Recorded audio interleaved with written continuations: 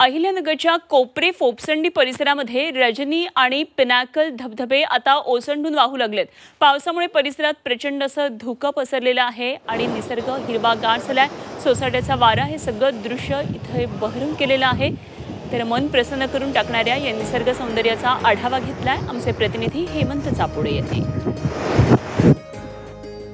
पर्वतरांगा परिसरातील पुणे आणि अहिल्यानगर जिल्ह्याच्या सरहद्दीवर असलेल्या कोपरे आणि फोपसंडी परिसरात मी आलेलो। आपण या ठिकाणी पाहू शकता उंच कड्याच्या डोंगरावरनं रजनी आणि पिनॅकल हे दोन्ही धबधबे ओसंडून वाहताना आपल्याला पाहायला मिळतात। आपण हा पाहू शकता 100 ते 150 फूट उंचीवरनं हा धबधबा उंचावरनं खळखळून वाहत आहे। मोठ्या प्रमाणात धुकं आलेला आहे आणि मोठ्या प्रमाणात या ठिकाणी सोसाट्याचा वाराही वाहत आहे। अवघ्या काही क्षणांचा वेळ या ठिकाणी मिळत असतो, पुन्हा धुकं येत असतं। त्यामुळे जी24 तासच्या खास करून प्रेक्षकांसाठी हा विलोभनीय नजारा दाखवण्यासाठी मी तुम्हाला या परिसरात घेऊन आलेलो आहे।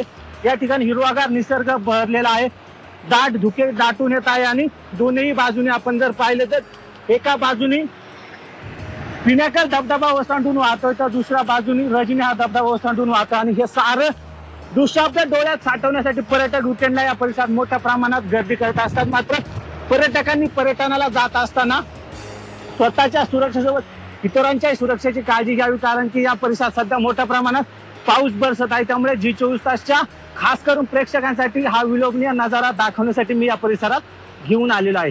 हेमंत चापुडे, झी मीडिया, जुन्नर, पुणे।